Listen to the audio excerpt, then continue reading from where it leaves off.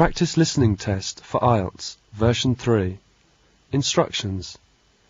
You will hear a number of different recordings and you will have to answer questions on what you hear. There will be time for you to read the instructions and questions, and you will have a chance to check your work. All the recordings will be played once only. The test is in 4 sections. Write all your answers in the listening question booklet. At the end of the test, you will be given 10 minutes to transfer your answers to an answer sheet. Now turn to Section 1. Section 1. You are going to hear a conversation. Look at questions 1 to 10.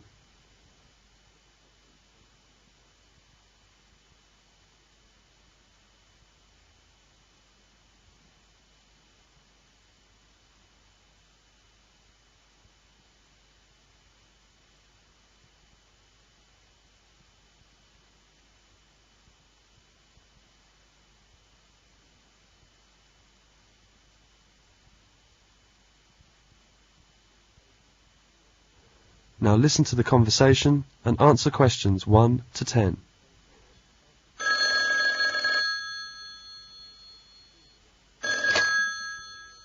Two 7785093 Sports Centre. Hi, is that you, Charles? How are you? Fine, thank you. And you? Linda, I'm so glad that you phoned. How's your art study in London? Fine. Everything is going on quite well. And how's your teaching? Okay. The students are very good, and they're keen on the tennis lesson. Oh, did I tell you about my trip to London? Yes. When are you coming? I'm leaving tomorrow afternoon at 2. My flight number is BA207, and I will get to the Heathrow Airport at 4. Flight BA207 at 4 tomorrow. Fine. Linda, can you meet me at the airport tomorrow? Oh, I'm terribly sorry, but I can't meet you at that time, because I have to bring my mother home from hospital. She was in the hospital for a week, and the doctor phoned me this morning. I see. It's all right. I can manage to find your place by myself.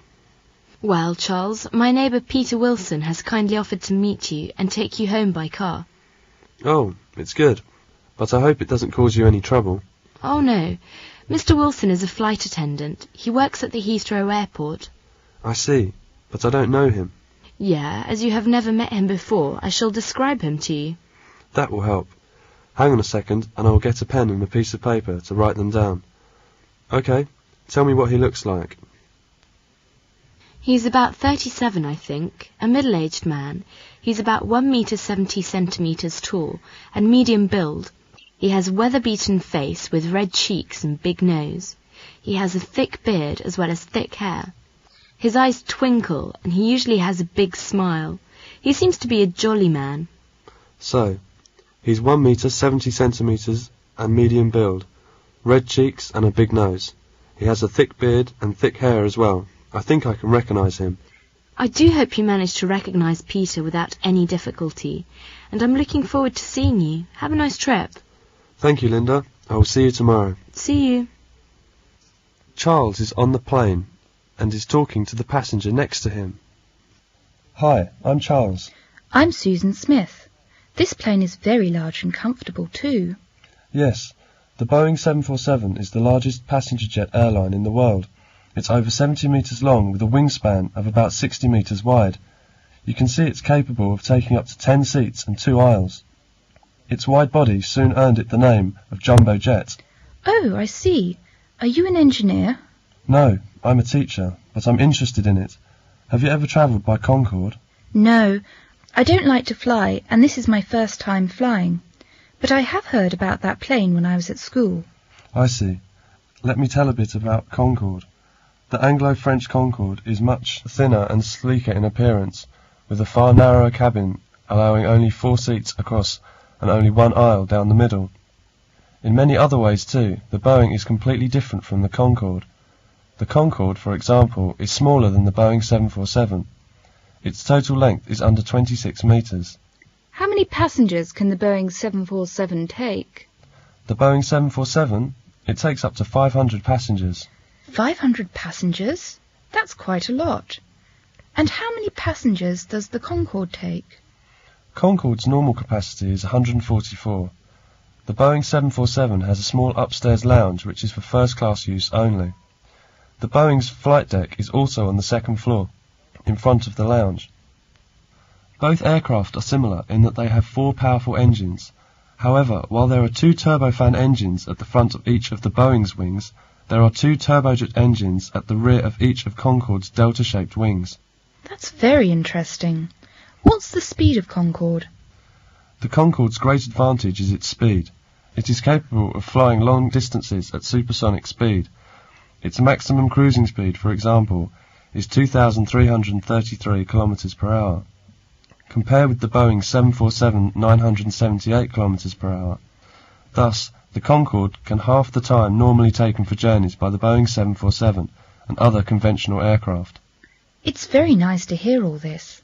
I have learned something. Oh, we're moving now. I have to buckle my seat belt. That is the end of section 1. You will have half a minute to check your answers.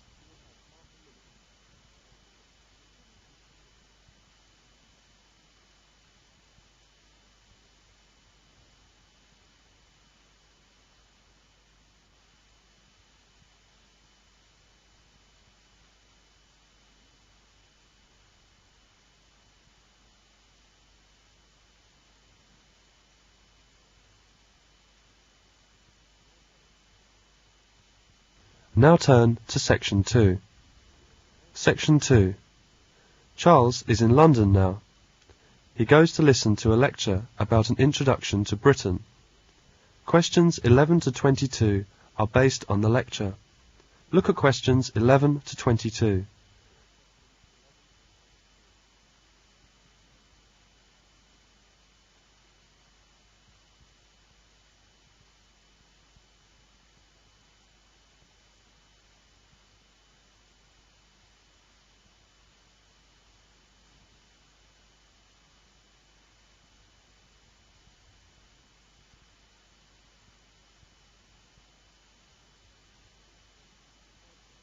Now listen to the lecture and answer questions 11 to 22. Britain is an island which is about the same size as New Zealand or Uganda. Australia is 60 times its size. It's just under 1,000 kilometres from north to south and about 500 kilometres across at its widest part. The climate is temperate and changeable. Its population is about 58 million. Consisting of 48.5 million in England, 5 million in Scotland, 3 million in Wales, and 1.5 million in Northern Ireland. The majority of British people work in service industries such as trade, catering, tourism, TV, plus a wide variety of business services. About 20% work in manufacturing and 5% in construction. Then approximately 1.5% supply energy and water to other British citizens, while another 1.5% are involved in agriculture, forestry and fishing. Do-it-yourself, or DIY as it's known, is a popular leisure activity in Britain. Many people spend their weekends carrying out various improvements to their homes, such as replacing the kitchen cupboards or decorating a bedroom. Other people lovingly tend their gardens, growing shrubs, flowers and sometimes vegetables. Half of British households keep a pet of some kind, and a quarter of the population is involved in some sort of voluntary work, helping others in their spare time without being paid for what they do. One example of volunteer work is Meals on Wheels. Volunteer drivers collect prepared lunches from a centre and deliver them in their own cars to elderly people who are unable to leave their homes easily to buy food for themselves. The recipients of Meals on Wheels pay a small charge for their service to cover the cost of the food. Britain is an individualistic society, and people are often tolerant of other people's eccentricities. One can find those with special talents or unusual hobbies interesting, amusing, and even endearing. Common topics of conversation are weather, sports, current events, and what is planned for the next weekend, or what was done the previous one. British people have become more adventurous in their eating habits since they became a multiracial society. There are Chinese, Indian, Italian, French and Spanish restaurants in many towns and certainly in every city. Food served in pubs has also become more varied in recent years. However, the traditional fish and chips are still popular and are widely available from fish and chip shops all over the place. The British diet typically includes some sweet things such as cakes, biscuits and desserts. Many people struggle with the weight problem as a result. Newspapers in Britain can be divided into two main types, popular and serious. Popular papers are physically smaller and are more sensational in their reporting of the news. They are called tabloid papers. Serious newspapers are larger and attempt to report current events in a more analytical way. They are called broadsheet papers. Each newspaper has its own political affliction or bias. The Times, for example, generally supports the Conservative Party, whereas the Daily Mirror supports the Labour Party. Compulsory education begins at the age of 5 and finishes at the age of 16, with some students continuing their schooling until the age of 18, when they enter some form of higher education. The exams taken at age 16 are called GCSE, short for General Certificate of Secondary Education. Students often take 8 or 9 subjects at the GCSE level. The exams taken by 18-year-olds are the A level, short for Advanced Level. In general, only 3 subjects are studied at A level. Divorce is becoming increasingly common in Britain nowadays, and many non-married people cohabit or live together without getting married. There is a preference for smaller families, with the average household size being about 2 to 4 people. Approximately 70% of people own or are buying their own homes. Most people live in houses rather than flats. About 4 out of 5 choose to live in houses. The stereotype of a British person is someone who is reserved, polite, private, and perhaps rather cold and exclusive. This is certainly not true of all British people. In fact, many people in Britain are warm and humorous. They often laugh at themselves and try to see the funny side of life. British humour is frequently of a sarcastic kind. In sarcastic humour, mocking or ironic language is used to convey scorn or insult, but it should not be taken literally or seriously. The British person is simply pulling your leg. That is the end of section 2. You will now have half a minute to check your answers.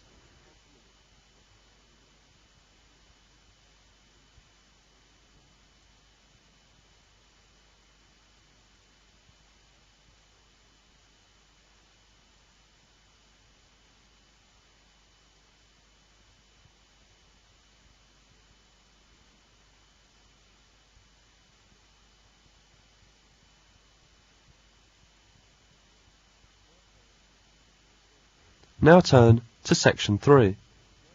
Section 3. You will hear a talk about the college library. Questions 23 to 32 are based on the talk. Look at questions 23 to 32.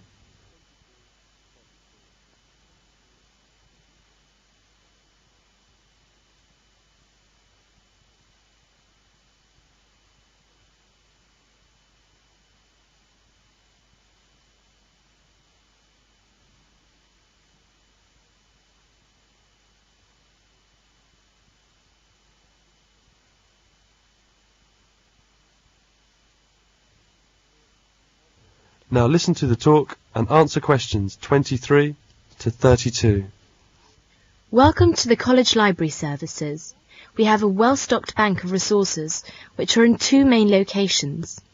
One is the library itself, with books and periodicals. The other is the Self-Access Language Centre, with audio and video material. I'll start with the library, as you have to pass through it in order to reach the other one. The library provides study places for about 400 readers. The books stocked number over 100,000 volumes, including bound periodicals. About 1,200 periodicals and current issues are displayed.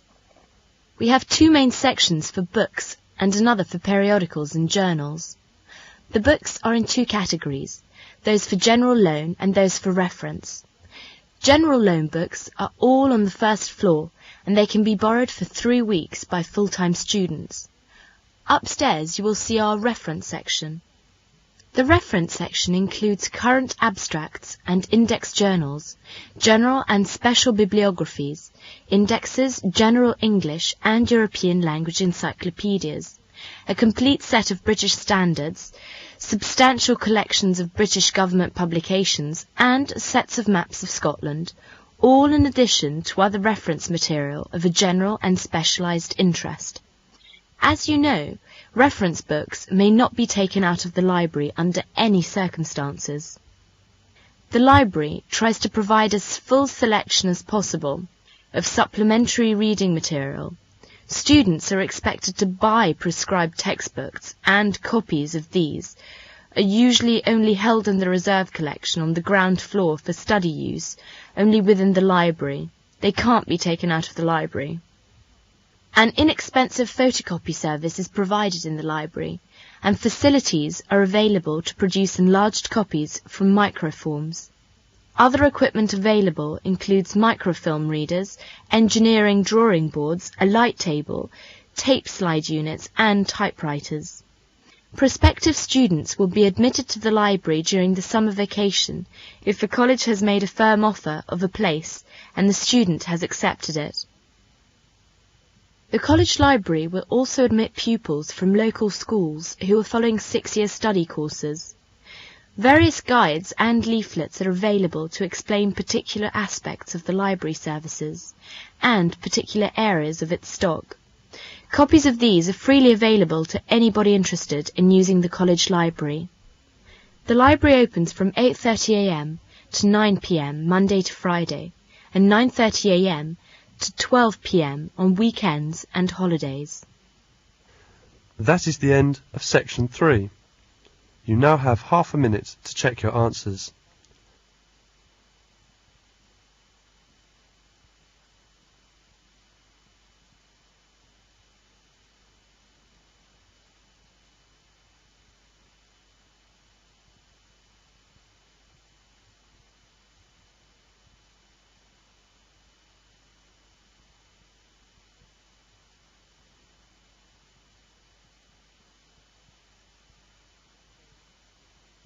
Now turn to Section 4. Section 4. You're going to hear a lecture about Franklin D. Roosevelt. Questions 33 to 41 are based on the lecture. Look at questions 33 to 41.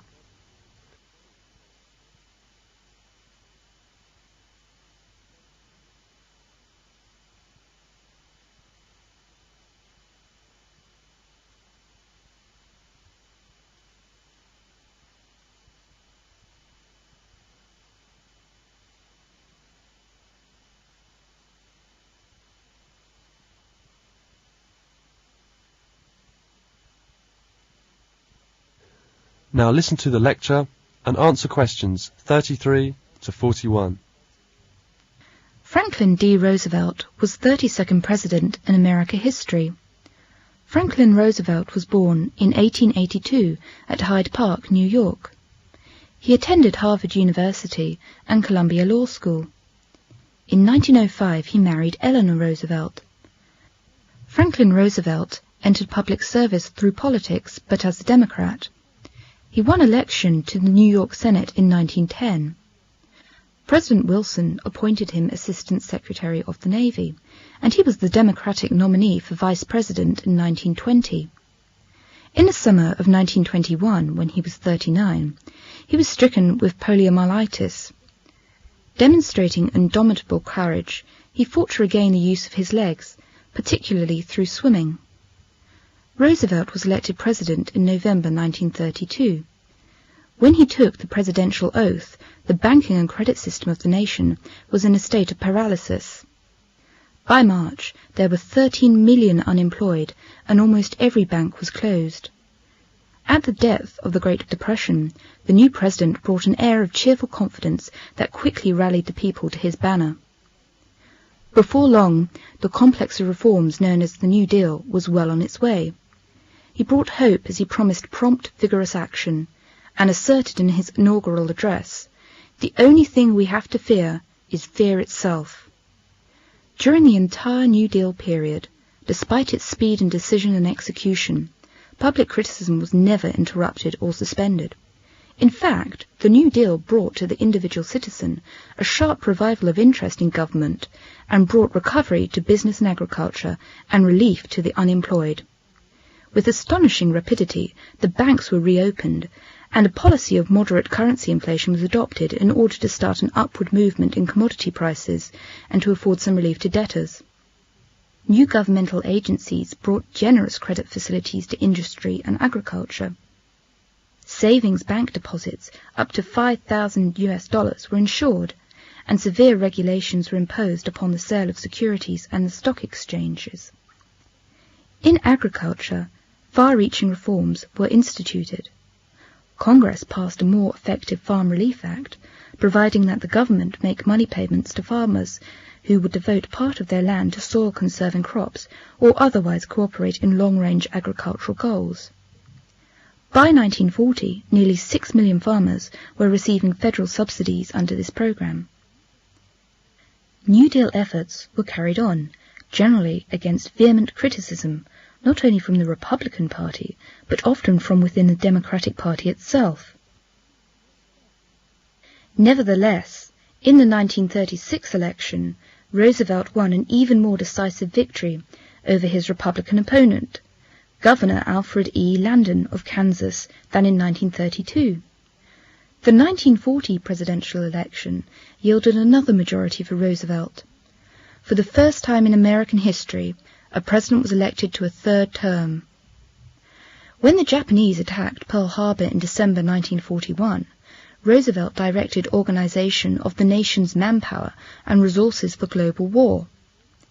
Feeling that the future peace of the world would depend upon relations between the United States and Russia, he devoted much thought to the planning of a United Nations, in which he hoped international difficulties could be settled. As the war drew to a close, Roosevelt's health deteriorated, and on April 12, 1945, while at Warm Springs, Georgia, he died of a cerebral hemorrhage. That's the end of section 4.